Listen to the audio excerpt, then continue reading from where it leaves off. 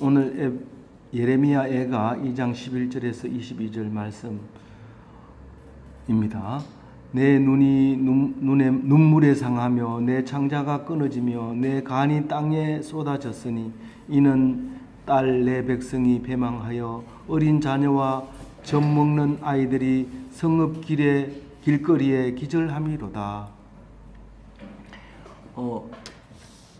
예루살렘이 바벨론에 의해서 파괴되는 것을 보고 시를 썼는데, 그냥 그걸 보고 그냥 썼는 게 아니라 운율에 맞춰서, 그 알파벳 숫자에 맞춰서 영원히 잊지 않는, 우리 각설이 타령처럼 1자를 들고 노래하고 2자를 들고 노래하고 3자를 들고 노래하고, 그래서 그걸 잊어버리지 않도록 가사를 만든 것처럼 이 예레미야 애가는 그 히브리 글자의 순서에 맞춰서 한 자 한 자씩 이렇게 시를 써서 우리가 어디를 가든지 지금 몇 번째 말이 적합하다. 그리고 그 노래를 불렀는 게 이 예레미야 애가 5장까지 1장, 2장, 5장이 있는데, 그 중에서 두 번째 장을 두 번째 묵상하고 있습니다. 1장도 두 번 반 잘라서 하루에 묵상하고 2장도 반 잘라서 하루에 묵상하고, 이래서 네 번째 묵상하고 있는 겁니다. 이 2장에서는 무슨 애가가 그렇게 많이 부를 게 있느냐, 무슨 그 슬픈 구구절절한 사연이 있느냐. 읽어보면 앞에 있는 게 뜻은 중복되지만 내용은 전혀 다른 것을 알 수 있습니다. 그러니까 가만 놔두면, 쓰고 싶은 대로 쓴다 그러면 정말 그 원통하고 분통한 것이 하늘에 두루마리 삼고 바다를 먹물 삼아도 다 기록할 수 없는 그런 아픔이라는 사실을 우리가 알 수 있습니다. 오늘 말씀 속에는 첫 번째로 굶주림의 고통을 11절과 12절에 이야기하고, 그리고 13절에는 그 위로받지 못할, 그 누구도 위로해 줄 수 없는 고통이라는 것을 말하고, 그 14절에는 오늘 말씀의 중심이 되는 선지자가 어리석었기 때문에 그렇다. 무슨 일을 하다가 원인을 밝히자면 전부 한 사람에게로 몰려가는 걸 알 수 있습니다. 국민들이 잘 살 때는 대통령이 잘했다고 말 안 하지만 힘들고 어려우면 대통령이 잘못했다고 얘기를 합니다. 뭐가 조금 하다가 안 되면 전부 그 집에서 안 되면 아버지 탓이고, 학교에서 잘못하면 총장 잘못한 거고, 학과에서 잘못하면 학과장이 잘못한 거고, 다 그렇게 얘기한 것처럼 오늘 14절에 보면 선지자가 어리석었다 하는 이야기를 합니다. 그리고 15절부터는 비웃음을 당하는 예루살렘에 대해서 묘사하고 있습니다. 그리고 17절은 어쩔 수 없이 하나님이 처음부터 계획하신 일을 행하셨다 하는 말씀을 하고 있고요. 18절은 그러니까 그것을 막 고통스러움을 부르짖는 소리가 18절에 나옵니다. 그리고 20절에는 이 애가를 쓴 예레미야의 기도를 기록하고 있습니다. 오늘 11절 말씀을 다시 한번 보면 너무 울어서 눈이 흘러버려요. 이게 이 눈이 마르지 못하고 계속 눈물을 흘리니까 이게 그냥 눈이 상해버린 거예요. 그리고 창자가 끊어진, 우리 노래 속에도 단장의 메아리 고개가 있는데 창자를 보면 창자가 끊어져 있다는 거예요. 그렇게 아픔, 그 창자가 끊어질 것 같은 단장의 굶주림을 이야기하고 있고, 간이 땅에 쏟아졌으니 이게 애간장이 타는 거예요. 타는 애간장을 얘기하는 거예요. 타는 애간장이 뭐냐면 딸이 망했고 그 자녀들이, 그리고 젖먹이가 먹을 게 없어서 길가에서 그냥 혼절해버리는 거예요. 기절해버리는 거예요. 기력이 없어서 아무 움직이지를 못한 겁니다. 2절 한번 읽어볼게요. 그들이 성읍 길거리에서 상한 자처럼 기절하며 그의 어머니들의 품에서 혼이 떠날 때에 어머니들에게 이르기를 곡식과 포도주가 어디 있느냐 하도다. 이 전쟁이 나면 길거리에 시체나 이제 쓰러져서 부상을 입고 이제 숨만 붙어가지고 할딱이는 이런 부상자들이 보입니다.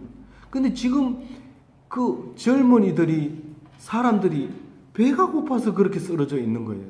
전부 약탈해가고 뭐 그릇도 뺏어가고 밥 먹을 수 있는 그릇, 그 다음에 양식 모두 다 탈취해 가버렸기 때문에 남아있는 사람들은 부상을 입지 않았는데 꼭 부상자처럼 그렇게 쓰러져서 발만 겨우 움직이고 손만 겨우 움직이고 남의 요청을 애타게 기다리고 그런 모습을 가지고 있는 거예요. 그러면서 어떤 엄마는 아기를 안고 있는데 오랫동안 안 먹어가지고 엄마도 못 일어나고 애는 숨이 넘어가면서 엄마 밥이 어디 갔어? 내가 먹을 물이 어디 있어? 그렇게 말하고 있는 거예요. 그 모습을 본다는 거예요. 13절 같이 읽어보겠습니다. 딸 예루살렘이여 내가 무엇으로 내게 증거하며 무엇에게 내게 비유할까? 시온의 딸 시온이여 내가 무엇으로 내게 비교하여 너를 위로할까?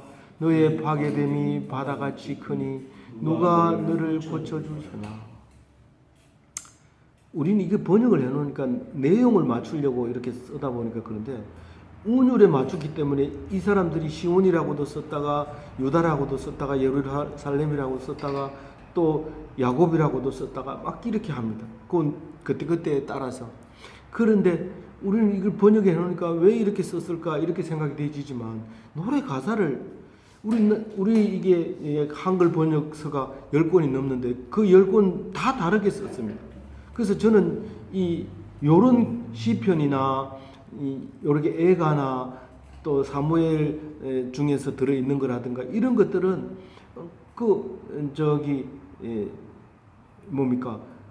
그냥 이 개정을 보는 게 제일 낫습니다. 여러 개 중에서 한 개만 만약에 이상하다 번역이 잘못되지 않았을까 할 때는 다른 걸 보지 사실 요것만 가지고 충실하게 봐도 충분히 됩니다. 나중에 또 다른 책을 보게 되면 또 그거를 기준으로 해서 보게 되지만 그래서 여기 13절을 보면 이렇게 써요.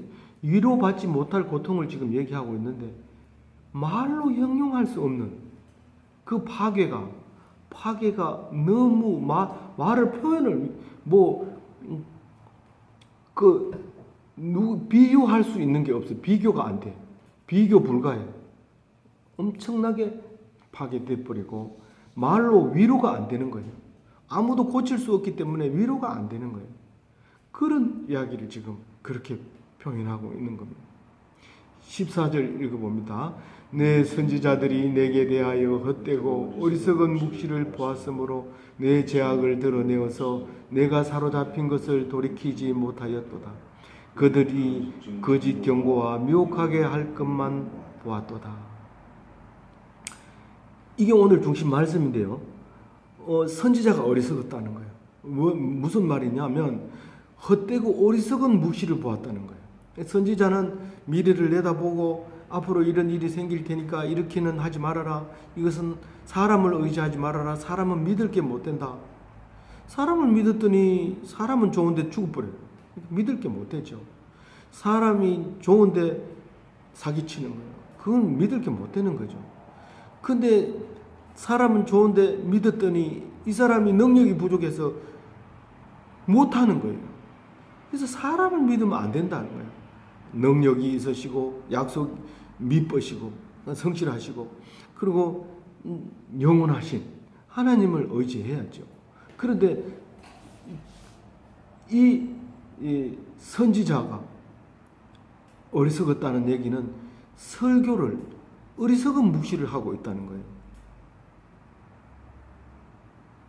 하나님을 의지하지 않고 어리석은 묵시를 했는데 그래서 어리석은 묵시를 해서 죄악이 드러나지 못해서 사로잡힘에서 돌이키지 못한다. 앞으로 사로잡힐 거다라고 얘기하면 이렇게 하면 안 되겠구나 하고 죄악에서 돌아서서 하나님 편에 들었을 텐데 그 말을 안 하고 무슨 말을 했다고요?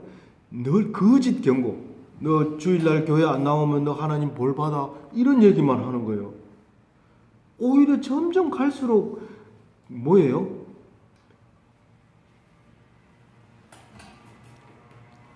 율법주의로 만들어버리는 거예요. 율법주의로.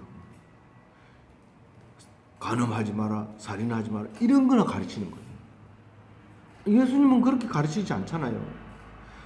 하나님만 사랑하면, 내 말만 들으면, 그러면 모든 것이 지키지 못한 율법을, 허물을 덮어준다고 하잖아요. 그런데 계속해서 속죄제 드려, 양 잡아, 황소 잡아, 뭐 이런 거짓 경고만 계속하고요. 그리고 여기 오면 복 받는다, 여기 오면 복 받는다, 이런 미혹되는 얘기만 하는 거예요. 이게 다른 번역에서는 허황되게 묵시를 하는 거예요. 이거는 묵시라고 얘기했지만 사실은 설교를 얘기하는 거예요. 설교. 성경을 보면 미래가 다 보이도록 만들어져 있어요. 지금 2000 몇 년 동안 이 성경을 보고 다 설교를 했고, 인류가 태어나서 모든 일을 성경에 기록해 놨어요. 그대로 지금 새로운 게 없이 그대로 반복되고 있어요. 그런데 성경을 안 보니까 새로운 것 같고, 나라가 망하는 것 같고, 새로운 세상이 오는 것 같지만 새로운 세상이 아니라 과거에 있었던 거 그대로 반복되고 있는 거예요.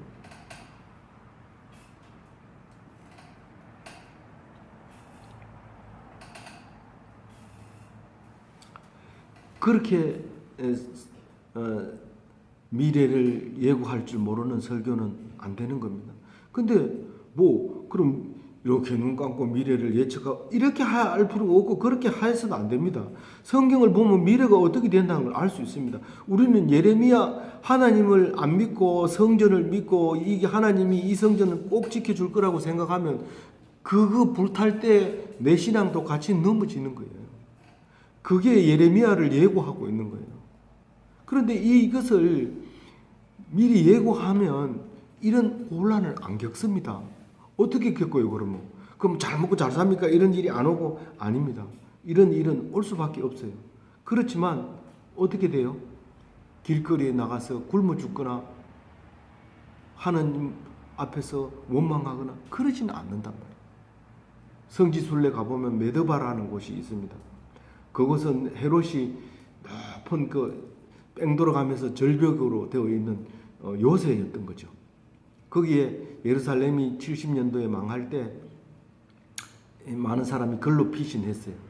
피신해서 3년을 버팁니다. 로마 군병들한테 갇히게 됩니다. 그 안에서 물도 있고 다 있었지만 결국은 굶어 죽는 것이 아니라 로마 군병들이 성을 쌓아가지고 그 메드바를 공격을 함으로써 이제 얼마 안 남으면 우리가 붙잡히게 된다는 사실을 예견할 수 있었습니다.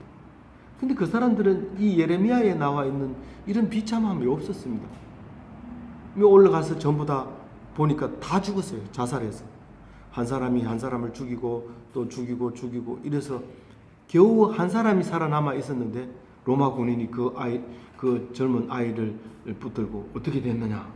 그 아이가 설명을 하는데 한 사람이 한 사람을 죽이고 또 죽이고 그래서 다 죽었다. 그러면 이거보다 더 비참한 거 아니냐? 남이 죽는 게 더 낫지 그게 더 죽는 게 아니냐? 그것은 말할 수 없지만 분명한 것은 지금 보여지는 이 비참함은 없는 거예요. 자유롭게 하나님 앞에 예견된 상황을 할 때 이런 어려움을 당하지는 않는다 이런 말이에요. 그랬을 때 우리는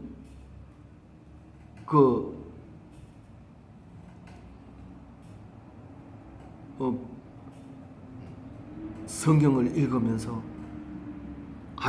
나 다 안다가 아니라 생각하고 또 생각하고 오늘 생각하고 또 다음날 또 생각하고 그렇게 해서 생각이 나야 되죠.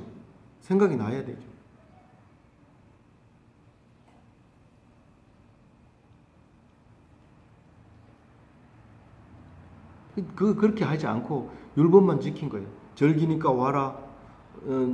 속죄 죄를 드려야 되니까 소를 잡아라. 간음하면 안 된다. 간음하면서 간음하면 안 된다. 간음하다 붙잡히면 죽인다. 안 붙잡히면 된다고 생각하는 계속해서 그렇게 헛된 것만 경고하고 있는 거죠.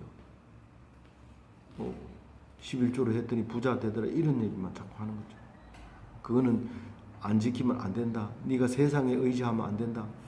그렇게 했을 때 그 헌금이 하나님이 기뻐 받으시는 거죠.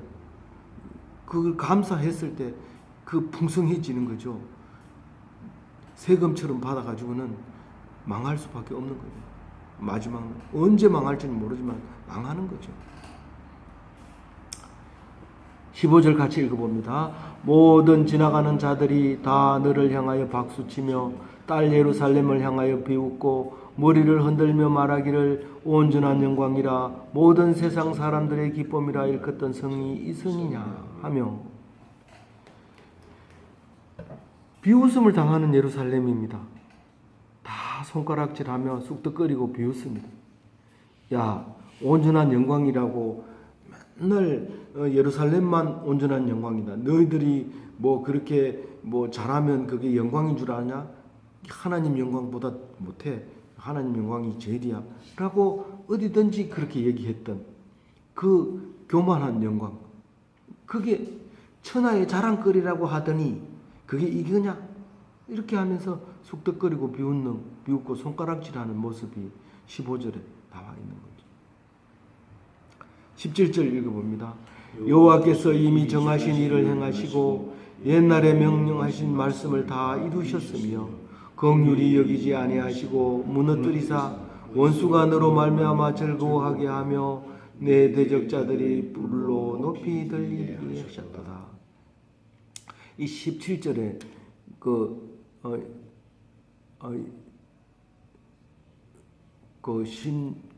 지금 16절 읽었잖아. 이건 17절 읽었죠. 예, 16절은 원수들이 입을 벌리고 우리가 바라던 날이 이 날이라 삼키고 얻고 모았다. 이렇게 자기들이 해냈다는 거죠. 그렇게 난리 피우던 그것을 지금 비웃으면서 짓밟고 있는 거죠. 씩 웃으면서 니들이 그렇게 좋아한 거였지. 그러면서 너들이 애통하는 것을 한번 보겠다. 그렇게 하면서 웃으면서 그 앞에서 그렇게 귀하게 여기던 그 예루살렘의 발바닥에다 놓고 문지르는 모습이 16절이고 17절은 이런 일이 하나님이 이미 정해놨다. 아주 오래전부터 이미 정해져 있고 그리고 명령했던 것이고 그래서 그게 이제 이루어졌을 뿐이다. 다시 말해서 불가항력적이다. 우리가 무슨 조공을 안 바쳐서 그렇다. 우리가 이집트의 편을 들어서 그렇다. 우리가 시드기야 왕이 잘못해서 그렇다가 아니라 이미 하나님이 계획해놓고 망하고 있다는 거예요. 짓밟고 있다는 거예요. 그래서 이 긍휼히 여기지 않고 무너뜨리는 거예요.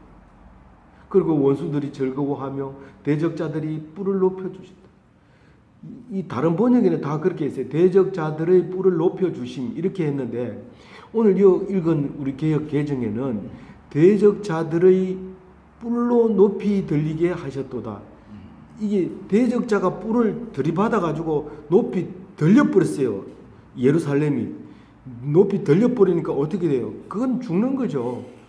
황소가 뿔을 들이받아서 높이 들어버리면 그건 뼈도 부러지고 살아남을 가능성이 없습니다. 근데 내용은 똑같은데 번역하는 한글 문장은 다르게 의미를 보여주고 있어요. 뿔로 높이 들리게 했다. 들이받아서 공중이 푹 떠죠. 보통 소들이 이 짐승들을 들이받으면 이 사자 같은 거 들이받으면 사자가 하늘로 붕 떴다가 떨어집니다. 그럼 다리도 부러지고 이래서 공격을 못합니다. 그래서 사자들이 소 잡을 때는 좀 조심하죠. 협동하기도 하고 이렇게 그런 모습을 지금 예루살렘이 그랬다는 거예요. 그래 하나님이 했다. 우리는 어쩔 수 없다. 불과 니들이 뭐 했냐가 아니라 하나님은 이미 그것을 정해놓고 행하시고 명령을 이루셨고 그 원수들이 즐거워하고 대적자들이 뿔을 사용했다는 거죠. 17절을 읽었고 18절 읽어봅니다. 그들의 마음이 주를 향하여 부르짖기를 딸 시온의 성벽들아 너는 밤낮으로 눈물을 강물처럼 흘리며 찌어다 스스로 쉬지 말고 내 눈동자를 쉬게 하지 말지어다. 초저녁에 일어나 부르짖을지어다 내 마음을 주의 얼굴 앞에 물 쏟듯 할지어다. 각 길 어귀에서 주려 기진한 내 어린 자녀들의 생명을 위하여 주를 향하여 손을 들어오다 하였도다.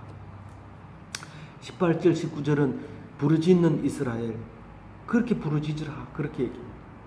시온의 성벽아 밤낮으로 울며 강이 되도록 해라. 눈물을 계속 쏟아서 이 사람들이 볼 때 성벽이 무너지는 것이 우는 것처럼 보여요. 벽돌이 떨어지고 땅 팍 떨어지는 게 우는 것처럼 보여요. 그래서 그것이 밤낮으로 눈물을 흘리라고 얘기를 하고 있는 거예요. 그래서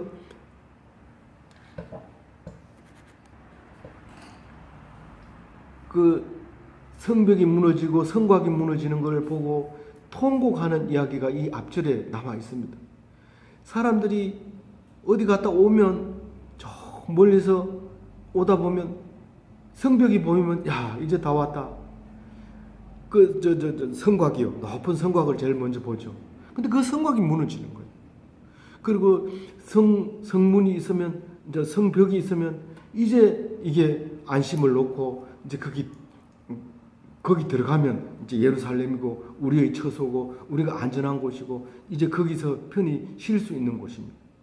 그랬던 그 성벽이 무너지는 것을 보면서 가슴 아파하고 통탄하고 몸을 가눌 수가 없어요. 내가 의지하던 사람이 죽어보세요. 어떤 몸을 의지할 데가 없어요. 가장 나이 많아가지고 가장 큰 스트레스가 뭐냐면 배우자가 죽는 거래요. 그걸 일로 삼으면 일 이상은 없대요. 스트레스를 가장 많이 받는 게 배우자인데, 왜냐하면 저녁이 되면 배우자를 찾아가고 아침이 되면 갔다 온다고 하고 또 아내만 만나면 걱정이 없어요. 근데 배우자를 만나기 전에는 무슨 일을 하더라도 불안해요. 기다리고 있는 것 같기도 하고 또 전화 올 것 같기도 하고 그래서 빨리 하기도 하고 이게 성벽과 성곽이 마치 그와 같은, 그게 무너지면서 스트레스가 엄청 받고 충격을 받았던 이 사람들이 그 성벽을 보고 밤낮 울어서 강이 되게 해달라고. 더 이상 우는 건 극치죠. 그리고 뭐라고 하느냐면 눈동자를 쉬게 하지 말지어다. 눈동자처럼 우리를 본다고 우리가 시편에도 나오고 그런, 하나님이 우리를 눈동자처럼 지키고 계시다, 그런 얘기를 합니다. 그게 눈동자가, 사실은 눈동자가 그 사람이 살아있는 동안에는 눈동자가 쉬지 않고 이렇게 동공이 열려 있는 거죠. 죽었는지 살았는지 보려면 눈을 까지고 보면 동공이 죽어버렸으면 그거는 눈동자가 죽었으니까 안 됩니다. 하나님은 눈동자처럼 우리를 본다는 얘기는 절대로 감지 않고 보고 있다는 거죠. 그래서 이거는 초롱같이, 초롱처럼 밝은 눈으로 눈동자를 쉬지 말게 봐라. 뭐를? 지금 이 망했는 이 성벽을 눈으로 봐라. 그냥 눈 감지 말고 봐라. 초저녁부터 부르짖고 마음을 주 앞에 가서 쏟아라. 그냥 나는 하나님 백성 아닙니까? 하나님이 우리를 만든 거 아닙니까? 왜 이렇게 망하게 합니까? 우리가 잘못했습니다. 용서해 주세요. 그리고 울면서 통곡하면서 그 앞에서 눈 감지 말고, 눈 감을 새가 어디 있느냐는 거죠. 계속해서 울어라. 그렇게 부르짖어라. 그리고 굶어 죽어가는 저 아이들의 생명을 위해서 기도해라. 손을 높이 들고 불쌍히 여기달라고 하나님 앞에 두 손 들고 기도해라. 두 손 들고 기도해라. 그게 중보해라는 거죠. 마지막으로 예레미야의 기도를 들어봅니다. 20절 읽어봅니다. 여호와여 보시옵소서, 주께서 누구에게 이같이 하셨는지요? 여인들이 어찌 자기 열매 곧 그들이 낳은 아이들을 먹으며 제사장들과 선지자들이 어찌 주의 성소에서 죽임을 당하오니까. 어느 누구에도 이런 사실이 있은 적이 없습니다. 사실은 그 전에 북이스라엘은 아람 군대가 와가지고 포위할 때 자식을 삶아 먹는 거를 그 왕이 재판하다가 하는 이야기가 나옵니다. 오늘은 내 아이 삶아 먹고 내일은 내 아이 삶아 먹고 했는데 썰어먹고 나서는 마음이 변해서 애를 감춰버리는 이야기가 나옵니다. 그런데 오늘 이 예레미야는 그 얘기를 하고 있는 거예요. 세상에 이런 일을 한 적이 없다. 지금 바벨론 포로가 그 군대가 왔을 때 항복하고 나갔으면 다 살 수 있었어요. 근데 시드기야 왕은 항복을 안 합니다. 성문을 안 열어줍니다. 성문을 열어주면 백성들이 자기들 죽일 것 같아서 못 열어줍니다. 그래서 결국은 거기서 포위돼 가지고 굶어서 이제 기진해서 쓰러지고 왕만 빈틈을 보고 빠져나가다가 이 토끼몰이 하는 토끼처럼 붙잡혀 가지고 가서 눈으로 보는 마지막 장면이 아들을 다 죽이는 거고, 아들 죽는 거 보고 나서 누나를 빼가지고 그것을 끌고 바벨론으로 갔던 그런 거죠. 그런 글을 보면서 이런 일이 있을 수 있습니까? 여인들이 자기가 낳은 아들을 잡아먹습니다. 제사장과 선지자가 성소에서 죽임을 당합니다. 아무리 죽을 일이 있어도 제단 뿔만 잡으면 절대로 못 죽이는데 뭐 그 상관없습니다. 이방인들이 무슨 그런 거 신경 씁니까? 무법천지가 됐습니다. 우리는 여태까지 법 하나 잘 지키다가 가려고 하는 게 인생살인 줄 알았는데 이 법을 지금 무법으로 만들어 버렸습니다. 그렇게 얘기하고 있는 거예요. 힘센 사람이 하나님이 돼가지고 막 죽일 수도 있고 살릴 수도 있고 하는 거죠. 21절 읽어봅니다. 늙은이와 젊은이가 다 길바닥에 엎드려져 싸우며 내 처녀들과 내 청년들이 칼에 쓰러졌나이다. 주께서 주의 진노의 날에 죽이시되 긍휼히 여기지 아니하시고 도륙하셨나이다. 그날에는 젊은이와 늙은이가 길바닥에 쓰러지고 처녀들과 청년들이 칼에 쓰러지고 그날에 죽이시되 긍휼히 여기지 않으십니다. 그냥 닌 이쁘니까 살려두고 이럴 거 없어요. 그냥 보이는 대로 다 죽이는 거예요. 이 그날은 지금 현재 기독교인으로 살고 있는 사람도 그날이 있습니다. 이날만 있는 게 아니고 믿든지 안 믿든지 그날은 있습니다. 반드시 그날에는 심판을 받습니다. 주의 진노의 날에 우리의 죄는 이 시한폭탄 같아서 자꾸 카운터 하다가 시간이 딱 되면 터집니다. 그걸 멈춰달라고 기도해야 되고 믿음으로 그것을 멈출 수 있어야 됩니다. 그날이 그걸 기도 안 하고 그걸 믿지 않으면 멈추질 않습니다. 그래서 그날 불쌍히 여기지 않는 그날에 오지 않도록 기도해야 됩니다. 22절 마지막 절 읽겠습니다. 주께서 내 두려운 일들을 사방에서 물으시기를 절기 때에 무리를 부름같이 하셨나이다. 여호와께서 진노하시는 날에 피하거나 남은 자가 없나이다. 내가 낳아 기르는 아이들을 내 원수가 다 멸하였나이다. 그날에는 다 죽어요. 살아남는 사람이 없습니다. 피할 수도 없고 살아남을 수도 없습니다.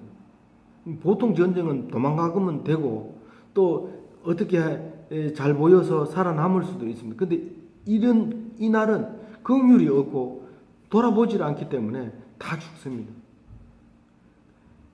절기 때만 되면 이 예루살렘이 사방에서 옵니다. 하나님을 섬기려고 소를 끌고 오기도 하고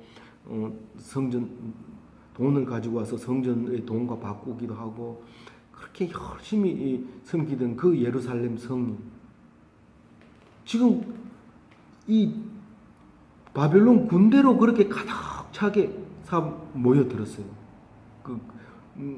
시설물에 붙어있는 창고에 있는 거는 이미 다 가져갔겠지만 그 검초대 이런 것들 전부 그걸 뒤져서 가져갑니다. 그리고 마지막으로 내가 낳은 아이들을 원수가 다 멸하였습니다. 우리가 그래도 살 소망이 있는 것은 자식이 있기 때문에 소망이 있습니다. 하루라도 좀 더 살다 가는 것은 자식들 사는 거 보고 죽겠다. 그런 소망으로 좀 더 살아갑니다. 그런데 그 아이들이 하나도 없기 때문에 살아도 낙이 없고 그 아이들이 없기 때문에 더 있고 싶은 생각이 없고 의욕이 다 없어진 겁니다. 오늘 이 예레미야 애가를 읽으면서 이날이 오면 우리는 어떻게 돼야 될 것인가?